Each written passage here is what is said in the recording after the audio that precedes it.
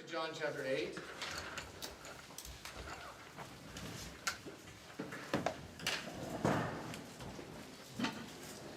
One of the favorite stories about Jesus' life is found in the first 12 verses, actually first 11 verses of this chapter. And what's ironic about it, it's a classic. I mean, it's such a classic story about Jesus, but it's not found in many of the older manuscripts, which has raised questions in scholars' minds as to whether it was part of John's Gospel originally. There are some English Bibles that place it in brackets. They leave it where it is, but they place it in brackets with the footnote that this is not found in some of the oldest manuscripts. There are some that put it off as an appendix at the end of the Gospel of John. And some even place it elsewhere in order to communicate that they don't really believe that it was originally part of John's Gospel, at least not in this location. There are over 900 Greek manuscripts that contain it in this location. But the most ancient Greek manuscripts do not. Now, there's a lot of different kinds of manuscript evidence about this particular story, because some, as I said, about 900 manuscripts do include it here, but they're not the earliest, and therefore not the manuscripts that many scholars trust the most. And yet there's others that place it somewhere else. They place it in another location. In fact, there's even some manuscripts, one family of manuscripts, that place this story, these verses, at the end of Luke 21, which might seem strange. But actually, when you read this story, it's not strange. It actually sounds like a story from the Synoptic Gospels. For example, you find the expression, the scribes and Pharisees. The scribes, other than here, are not mentioned at all in John.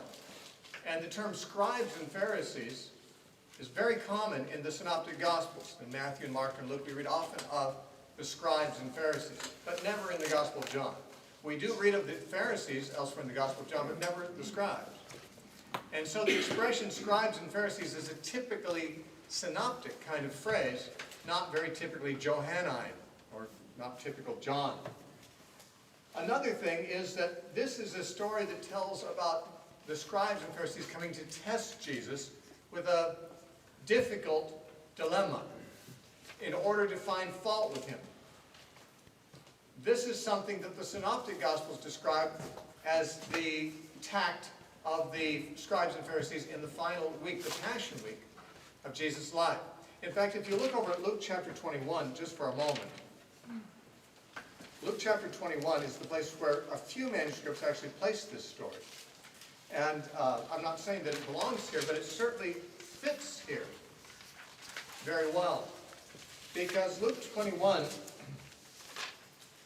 this is during the Passion Week. In verses 37 and 38, it says, "And in the daytime he was teaching in the temple, but at night he went out and stayed on the mount called Olivet. Then, early in the morning, all the people came to him in the temple to hear him." So, and it's at that point that some manuscripts actually place the story that we're about to read from John chapter 8. They place it after Luke 21:38. But you'll notice that these two verses at the end of Luke 21 describe Jesus' pattern of behavior during the Passion Week. He would stay at night on the Mount of Olives.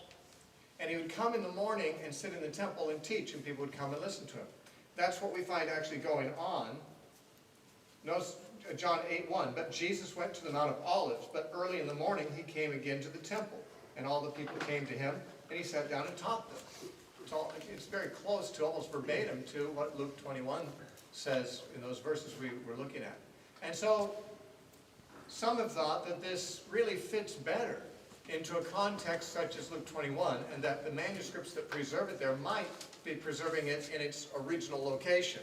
But somehow, in the history of transmission of manuscripts, it somehow got transposed over into John's Gospel, where it was not originally a part. It doesn't really matter too much if we can figure out where the story originally stood. Almost all scholars are agreed it's an authentic story from the life of Jesus. In fact, it's possible that it was a story that survived independently of the four Gospels for some time. And then, because the early Christians knew it to be a true story, they sought to insert it in the places they wished to do so. And some put it here in this part of John, some put it in Luke, and so forth. That it might be a story that was not originally part of any of the four Gospels, but was just as authentic as the stories in the Gospels, and was preserved orally until it was inserted variously into different places in the Gospel tradition. In any case, I'm going to proceed on the assumption that it's a true story. It seems unlikely that one of the most amazing, most beloved stories, one in which Jesus' genius and poise and composure are illustrated probably as much as in any place in the Gospels, maybe the greatest example, that would somehow be something that somebody made up. Now, there are stories that people made up about Jesus. We know that because we have in the 2nd and 3rd century, Gnostic Gospels that have legends about Jesus. But they're kind of magical, weird, not true to life kind of stories about Jesus. He does miracles, but they're ridiculous miracles. Not miracles like healing people or doing things that really are helpful, but more like making birds out of clay when he's a child and they turn into real birds and fly away, or striking his playmates dead by cursing them and they supernaturally die. These are some of the stories that come in the Gnostic Gospels. The kind of stuff of legends that doesn't fit the story of Jesus at all, where this hardly has the character of a legend. It fits like a glove into the narrative of the story of Jesus. It's a case where Jesus places his opponents on the horns of a dilemma. Actually, they place him on the horns of a dilemma, but he turns it back on them. This is quite typical of the kind of thing that was going on in the Passion Week. Now, we're not, at this point in John, looking at the Passion Week yet. We have yet to go to chapter, later on in chapter 9 and 10, we're going to be looking at the Feast of Dedication, which is Hanukkah, and that's in December, and it wasn't until the next April that Jesus was crucified. So, regardless what the correct setting of this story is, this is where we encounter it in our present manuscripts of John. And so we'll just treat it without concern about its context or its chronology, and just see what it tells us about Jesus. Actually, the disputed portion begins in the last verse of chapter 7, verse 53, that says, "And everyone went to his own house." That's actually part of the block of material that's missing, along with the first 11 verses of chapter 8 in many manuscripts. So this "everyone went to his own house," in its present location, speaks of the conclusion of a dialogue between the chief priests, Pharisees, soldiers, and Nicodemus about the failure of the soldiers to arrest Jesus, and then being scolded by the chief priests who had sent them to do that errand, and saying, what, are you deceived also? Have any of the rulers of the Jews believed in him? These common people are cursed, they don't even know the law. But in answer to the question, have any of the rulers of the Jews believed in him, Nicodemus speaks up sheepishly and says, well, I'm not so sure we should condemn this man without hearing his case. And we know, of course, from other material in John that Nicodemus was, in fact, a believer in Jesus. He didn't quite say so, but he did speak up objecting to the unfairness of their condemning Jesus without really giving a thorough examination to the merits of his teaching and what he's doing. Anyway, that ended up with the Pharisees and scholars scolding Nicodemus, one of their own, and saying, search and look. He said, are you also a Galilean? Search and look, no prophet arises out of Galilee. And that's where we left off last time.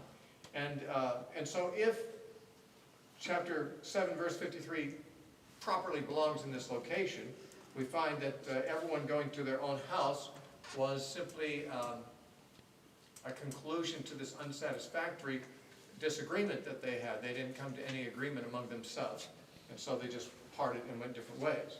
Meanwhile, we see Jesus going himself to the Mount of Olives.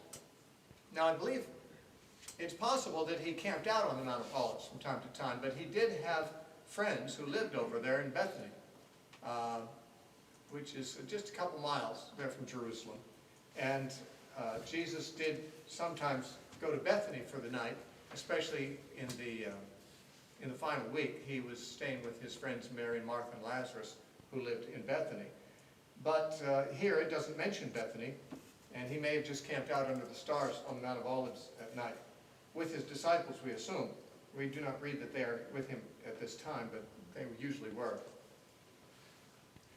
Early in the morning, he came again to the temple, and all the people came to him, and he sat down and taught them.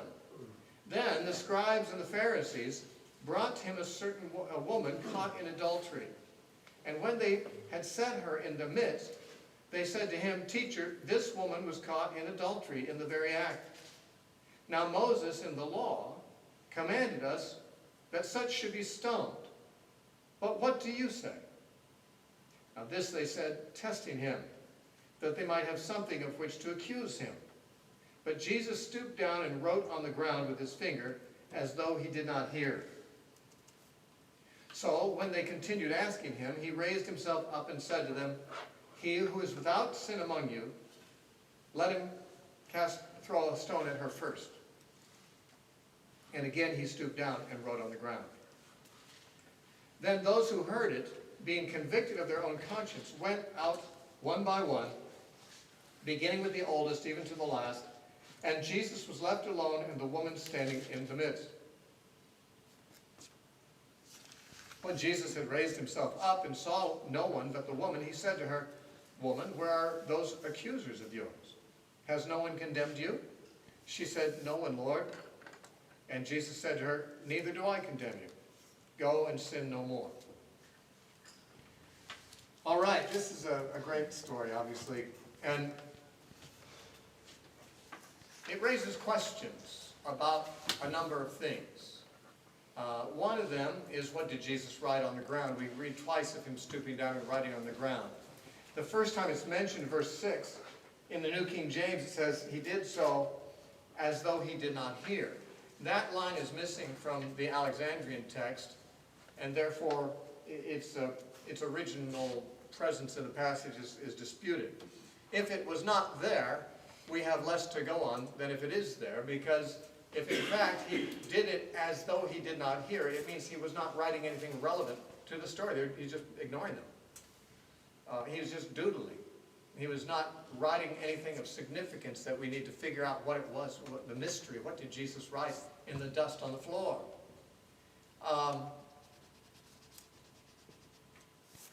If he said, if in fact the passage originally said that he wrote as if he didn't hear, then the point is he's ignoring them completely, not writing anything relevant to what they've asked, or else he wouldn't be doing it as if he didn't hear. But it is not in all the manuscripts, and therefore many people believe that what Jesus wrote was something relevant to this. And we'll have to discuss what that could have been, since that is a possibility. We also need to perhaps wonder how it was that this situation got set up as it was. This was in the daytime, we're told. This woman is caught in adultery, apparently in the daytime, in the very act. Now, if someone is caught in the very act, there must be two people there. It's not that she was caught afterward and confessed or something, and the man who was involved with her was unidentified. She was caught in the act. If the accusation is true, and if that's true, there was a man involved. Now, the law did in fact say that an adulterous woman should be stoned, but also said that both partners should be stoned to death. Under the law, adultery was a capital crime, and both participants were criminals, and they both suffered the same fate. The Pharisees knew this.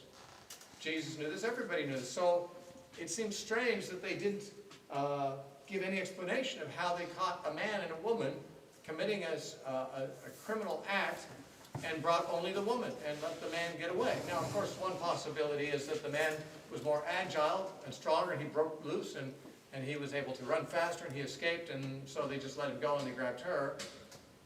That's possible. There's also another possibility, I think, and this is my speculation. You don't need to put any weight on it at all. I wouldn't be surprised if the one that was with her was one of them. That is to say, not one of them in the crowd, but somebody that was one of their friends. In fact, I wouldn't even be surprised if they'd set the whole thing up. because it says they wanted to test him. Now, if you want to bring a test case like this, someone, you got to catch somebody committing adultery. That's not the easiest thing to do, just whenever you want to. Well, let's just go find someone committing adultery and bring them to Jesus. Really? Well, most people who commit adultery are rather secretive about it. It's not as if you can just, anytime you want to, locate someone in the act of adultery. That's the kind of thing that usually is done cloaked in darkness. Usually it's done, when nobody's likely to find out. How these religious leaders would stumble into a room and find a couple committing adultery is hard to know, unless they knew. Unless they maybe even had prior knowledge of it. And perhaps they even set it up with maybe one of their guys was the guy that was involved. I don't know for sure. But it was certainly, if they wished to do this kind of thing, to bring a test like this to Jesus, it was certainly fortunate of them to stumble upon this particular act being committed. And to make no attempt, apparently, to condemn the man involved. And more than that, when Jesus said, "He that is without sin among you, let him be the first to cast a stone at her," many scholars believe that without sin does not mean, perfectly sinless. Because after all, it's not necessary for a judge or an executioner to be perfectly sinless in order to carry out his duties. Most scholars believe that when he said, "Let him that is without sin be the first to cast a stone," he means whoever's not involved in this sin. Whoever's not complicit in this would be another way of saying it. Now, there's different ways to see it. Some scholars think he's saying whoever has never done a sin like this before shouldn't condemn her for doing it. But many have felt that the weight of his statement was whoever has not committed this sin, whoever is not involved in this sin, whoever is not an accomplice in this, let him be the first to cast a stone at her. If his words carry that meaning, then of course it suggests very strongly that Jesus knew that they had been involved. This was a conspiracy. This was something they had set up. They were all involved in this. They had brought it about. Now, it's not necessary to see it that way. That's why I say this is my own speculation. I've never heard anyone suggest that theory. But it seems to me that there are elements of the story that would lend themselves to that construction. That would explain how they were fortunate enough to find the act in progress, how it was that they cared very little about the man's being punished, and perhaps how they would have understood Jesus' statement, whoever's not guilty of this sin, let him be the first to stone her. Now, by the way, there is another way that could be understood, even if Jesus' words do mean whoever has not committed this sin, because he could mean that his accusers actually had committed adultery on other occasions.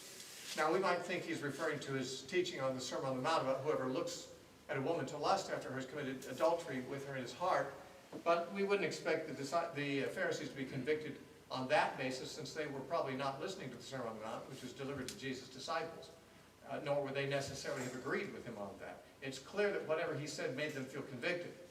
They knew that they were busted. And so, from the oldest on down to the last, they all kind of faded off into the crowd. So, it must be, well, or at least it seems like it must be, that they understood him to be saying, whoever has not committed a capital crime like this, maybe this very same sin, let him be the first to cast a stone at her. Because it would not be possible to go into a courtroom and say, the judge, you might as well go home because you're not a sinless man. You can't condemn these thieves and these robbers, and these gang members and these murderers, because you're not a sinless man. You have to be without sin to do that. Jesus never would have said that. Jesus did not come to overthrow the government or overthrow the legal system or the criminal justice system. What would be the result of that? Criminals would be running loose, unchecked, and victimizing people all the time. This is not what Jesus came to do. When Jesus talks about not resisting the evil man and turning the other cheek, he's telling his disciples how to respond to people who are hostile to them. He's not telling magistrates how to adjudicate when criminals are brought to them. He's not saying just let them walk. They're evil men. You courtrooms, you shouldn't be resisting evil. Well, that's what the courtrooms are there for. The Bible says that in the New Testament. God has ordained governments to punish evildoers. Jesus didn't change that. And therefore, this was actually a criminal case. This was a capital crime under the law, that a person who committed adultery should be put to death, just like a murderer or many other kinds of criminals should be. And Jesus would not be saying, yeah, but there should never be any criminal penalties unless the person who's the executioner is sinless. That's not what he means when he says he is without sin. It's more, whoever is not guilty of either this sin or at least one of equal weight, whoever is not more as guilty as she is. Whoever doesn't have on his conscience a sin of the same magnitude as hers, and maybe he might have been implying this very sin and this very instance. I don't know. I just put those things out there as possibilities that would help to explain some of the things that are otherwise difficult to make sense of. Now, the point here is, they brought this woman to Jesus as a test of him. They wished to test him, it says. How was this a test of him? I said that they put him in a position to have to be on the horns of a dilemma, as we say. A situation where you're damned if you do and you're damned if you don't. No matter what you say, you're in trouble. Because they give you a yes or no choice. And neither choice is okay. It's like what Jesus himself did to the scribes and Pharisees. When he said to them, they came to him and said, well, by what authority do you do these things? And he said, well, let me ask you a question. John's baptism, by what authority did John baptize? Was that of God or man? Now, he only gave them two choices. There wasn't a third option. But both of them were unacceptable options to them. Because if they said, well, John's baptism was from God, they knew Jesus would then say to them, why did you oppose him if he's from God? If he's a prophet from God, why didn't you accept him? So they didn't want to say that. Of course, what they really wanted to say was his baptism was of man. But they knew, and they reasoned among themselves as they deliberated about how they should answer Jesus. They said, if we say it's from man, we fear the people because they think John's a prophet. Now, we don't like John, but we don't want the people to know we don't think he's a prophet, because that would really make us look dull spiritually. And so they came to Jesus and said, well, we can't answer you that. And Jesus said, well, then I can't answer your question either. You're not going to be honest with me, I'm not going to be honest with you. I won't tell you. But he had them on the horns of a dilemma. That's what the expression means. He did that again to them on another occasion when he was in the synagogue early in his ministry, and the man with the withered hand was there. And of course his enemies were there to see if he was going to heal on the Sabbath so they could find something to accuse him of. And he knew it. He saw them there and he called the man forward. He told the man to step forward, and of course his enemies were on the edge of their seats waiting to see if he's going to do something they can charge him with, something actionable, some kind of healing on the Sabbath, because this was not a case of a life-threatening situation. Under the law, or at least under the rabbinic understanding of the law, a physician could heal somebody on the Sabbath if the guy was dying and going to die before the next day. But if he had no life-threatening situation, they had to wait. Couldn't do that on the Sabbath. Had to do it the next day or some other day. In fact, there was a time when Jesus healed a woman in the synagogue on the Sabbath who was bent over and couldn't stand up for 18 years. And the synagogue official, angry at Jesus, rebuked the crowd, saying, there are 6 days when you can bring your sick to be healed. Come on 6 days, but don't do it on the Sabbath. And Jesus turned to the man and started rebuking him in front of the congregation. Jesus, it would have been interesting to be at some of those services. I mean, can you imagine having a guest speaker at church and the pastor stands up and starts rebuking him and the guest speaker starts rebuking the pastor right there on the platform in front of the whole audience? That'd be a tense situation. Jesus did that in the synagogues. But the man with the withered hand, Jesus knew they wanted to accuse him if he healed, and he knew he was going to heal him. He was going to do it whether they liked it or not. But he said first of all to him, what's lawful to do on the Sabbath? To do good or to do evil? Well, he didn't give them a third option. It's either one or the other, right? It's lawful to do good or it's lawful to do evil. Which do you say? And the Bible says they remained silent. They wouldn't answer. Why? They didn't like either answer. If they said it's lawful to do evil, that would make no sense. It's not lawful to do evil on the Sabbath. But if they said it's lawful to do good on the Sabbath, well, they just gave him permission then to heal this man. That's clearly a good thing. And then they couldn't accuse him of anything if they just gave him permission. So they didn't want to say anything. And that's the only time we read that Jesus looked on them with anger, being grieved at the hardness of their hearts. He was so angry because they weren't honest. Sometimes a dilemma is a rhetorical device to win a debate, legitimately, because the opponent's position is so wrong that you can point out be wrong by saying, okay, from your point of view, Is this the correct option, or is this the correct option? And it's obvious that those are the only two possibilities, and from the standpoint of the person you're debating, because they don't have the truth on their side, both prongs, both horns of the dilemma are unacceptable. That's what they've done to Jesus. They thought. They came to him and said, Moses said this woman should be put to death. What do you say? Now, why is that a dilemma? Jesus could easily say, well, of course, I agree with Moses on this. She should be put to death. But they suspected he wouldn't. After all, he did have a lot of friends who were sinners. Some of them were notorious sinners. Some of them were notorious sexual sinners. There were prostitutes and tax collectors and other kinds of sinners among the people that Jesus obviously was friendly toward. And if he had said, yes, go ahead and stone her, that would have indeed shocked his supporters, who were largely made up of people who had those kinds of compromises in their lives already. It would seem so uncharacteristic of him, and for him to take that hard line would put him into trouble with his followers. Although he could have done it anyway. I mean, he never really chose his comments in order to be popular with his followers. In fact, sometimes he chose the comments in order to drive followers away. If he could, if they could go, he wanted them going. If they were not among those who could say, Lord, to whom shall we go? You alone have the words of eternal life. If that wasn't where they stood, he wanted them to go. And he would even use offensive language deliberately, as he did in John chapter 6, to make people go away who weren't going away quickly enough. They were following him and insisting on following him, but for the wrong reasons, so he didn't want them there.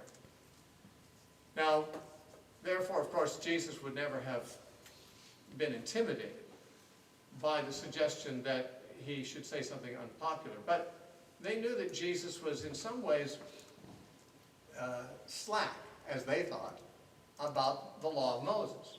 After all, they considered him to be a repeated offender on the Sabbath question. Sabbath breaking was also a capital offense on Jewish law, and yet he was very slack about Sabbath keeping, they thought. They thought he had come to destroy the law. That's why Jesus had to say to his disciples, don't think I've come to destroy the law or the prophets. I didn't come to destroy, I came to fulfill them. Why would he have to say that? Why would he even raise the issue of him coming to destroy the law? Because that's what people thought. The way he was acting, he was violating the traditional understanding of the rabbis, and therefore, to their mind, violating the law. And he did, in fact, violate the Sabbath, but he said he had the authority to do that because he was the Son of God, and God violates the Sabbath, and what his Father does, the Son can do. The point is, though, the opponents of Christ were angry at him for this very reason. They felt like he played fast and loose with the law. Therefore, if he said, well, the law said we should stone her, and they felt that that was pretty much against Christ's disposition in general, and his friendship with all these sinners, pretty sure they thought he wasn't going to take a hard line in favor of the law at this point. And if he didn't, then they could accuse him of opposing Moses. Even though the Mosaic law would be an unpopular one in this case, Jesus' friends, of course, they wouldn't much be excited about the idea of following Moses' laws on this case and stoning this woman. But nonetheless, if Jesus didn't stand by the law, then he could easily be accused of being anti-Moses, which wouldn't go down well with any of the Jews. He could easily be accused of being subversive and against Judaism, because Judaism was defined by the law of Moses. So there wasn't really an answer that Jesus could give that wouldn't get him into some kind of trouble. And it's not just that. You see, if he said, don't stone her, as I said, then he could be accused of breaking the law. The Jews turn against him. But if he said, do stone her, if he simply upheld what Moses said, he'd be not only in trouble with his public, but he'd be in trouble with the Romans. Because the Romans, when they had conquered that region, though they had left the Sanhedrin a measure of freedom to adjudicate crimes and punishments, Rome had deprived the Jews of the right to exercise capital punishment. And although they sometimes did it as mob action, stoning people and so forth, like Stephen or others occasionally, We don't know that they were going to stone this woman. This was more to test Jesus than to get this woman stoned. They brought her to him. But there were times when the Jews went ahead and stoned people and then dispersed too quickly before the Romans could pin on anyone. But the Romans did not allow them to coolly dictate capital punishment and carry it out. And that's what these Jews were asking Jesus to decide. Should we kill her? If he said yes, then they could go to Pilate, the Roman governor, and say, this guy's telling people to violate the Roman law. The Roman law tells us we can't kill people, and he's telling people to do that. So either Jesus is going to be represented as violating the Jewish law or the Roman law. And he'll be in trouble either with the Jews or the Romans. Neither is very desirable. This was the dilemma that they had in mind. Now Jesus initially didn't answer them. He instead stooped down. They were in the temple at the time, and he wrote on the temple floor, in the dust of the temple floor. And then he did it again later. He stood up and answered them, then he stooped down and did it again. Now, if, of course, that line is authentic and original that says, as if he never heard them, then it's almost like he wasn't even giving them the time of day. And he looked up and said, oh, you're still here? I'll give you an answer. Then he ignores them again. He's just like, he's not going to, dignify them with attention and with a response.